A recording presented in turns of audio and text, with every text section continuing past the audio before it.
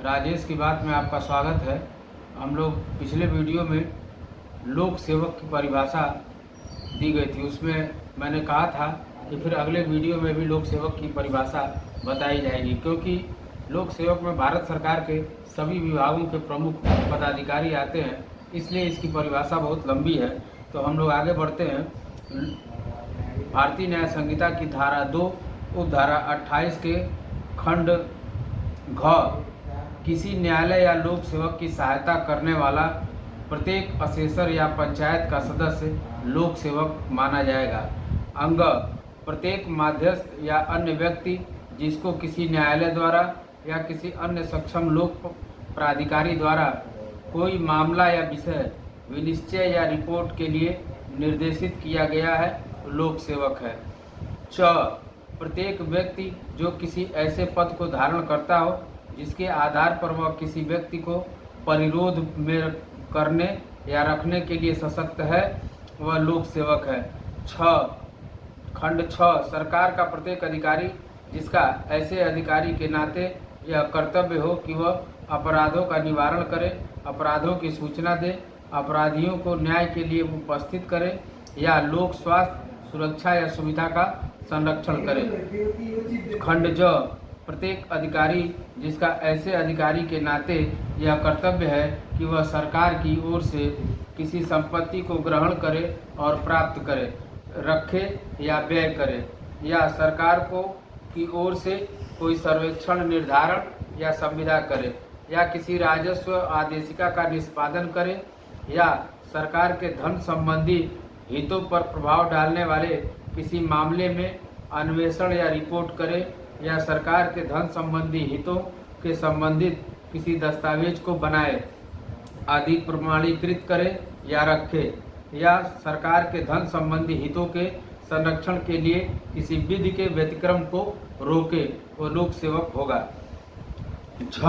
खंड झ प्रत्येक अधिकारी जिसका ऐसे अधिकारी के नाते यह कर्तव्य है कि वह किसी ग्राम, नगर या जिले के किसी पंथ निरपेक्ष सामान्य प्रयोजन के लिए किसी संपत्ति को ग्रहण करे, प्राप्त करे, रखे या व्यय करे, कोई सर्वेक्षण या निर्धारण करे, या कोई रेट या कर उद्धृत करे, या किसी ग्राम, नगर या जिले के लोगों के अधिकारों का अभिनिश्चय न करने के लिए कोई दस्तावेज बनाए, आदि प्रमाणित करे या रखे। खंड इं प्रत्येक व्यक्ति जो कोई ऐसा पद धारण करता है जिसके आधार पर वह निर्वाचक नामावली तैयार करने, प्रकाशित करने, बनाए रखने या पुनरीक्षित करने के लिए याचिका निर्वाचन या निर्वाचन के किसी भाग को संचालित करने के लिए सशक्त है। प्रत्येक व्यक्ति जो उपखंड 1 सरकार की सेवा या वेतन में या किसी लोक कर्तव्य के पालन के लिए सरकार से फीस या कमीशन के रूप में पारिश्रमिक पाता है। उपखंड 2 साधारण खंड अधिनियम 1897 का 10 की धारा 3 के खंड 31 में उपखंड 31 में यथा परिभाषित किसी स्थानीय प्राधिकारी की किसी केंद्रीय या राज्य अधिनियम के द्वारा या उसके अधीन स्थापित किसी निगम की कंपनी या अधिनियम 2013 का 18 की धारा 2 के खंड 45 में यथा परिभाषित किसी सरकारी कंपनी की सेवा या वेतन में से है। अब स्पष्टीकरण इस खंड में किए गए वर्णनों में से किसी के अधीन आने वाले व्यक्ति लोक सेवक हैं, चाहे वे सरकार द्वारा नियुक्त किए गए हों या नहीं नियुक्त किए गए हों। खंड ख प्रत्येक ऐसा व्यक्ति जो लोक सेवक के ओहदे को वास्तव में धारण किया हुआ है, चाहे उस ओहदे को धारण करने के उसके अधिकार में कैसी ही विधिक त्रुटि हो, वह लोक सेवक की परिभाषा में आएगा।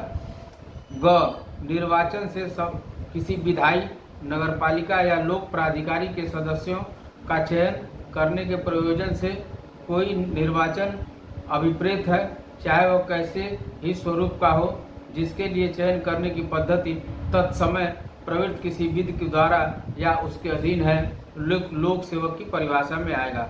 इस संदर्भ में एक दृष्टांत है जिसको ध्यान देना समीचीन है। नगरपालिका आयुक्त लोक सेवक है। 29 विश्वास करने का कारण। कोई व्यक्ति किसी बात का विश्वास करने का कारण रखता है, यह तब कहा जाता है जब वह उस बात के विश्वास करने का पर्याप्त कारण रखता हो, अन्यथा नहीं। 30 विशेष विधि। इसमें विशेष विधि परिभाषित है से ऐसा व्यक्ति कोई दस्तावेज अभिप्रेत है जो ऐसी दस्तावेज या होना तत्परित है जिसके द्वारा कोई विधिक अधिकार सृजित, विस्तृत, अंतरित, निर्वाचित किया जाए या छोड़ा जाए, या जिसके द्वारा कोई व्यक्ति या यह अविस्वीकृत करता है कि वह विधिक दायित्व के अधीन है या अमुक विधिक अधिकार नहीं रखता है, वह लोक सेवक में आएगा। अब अगले अंक में इसके और भी दृष्टांत हैं जिसको हम आपके सामने रखेंगे। आज के अंक में इतना ही। मेरे चैनल को सब्सक्राइब करें, लाइक करें, शेयर करें, बेल आइकन को दबाएं। बहुत बहुत धन्यवाद।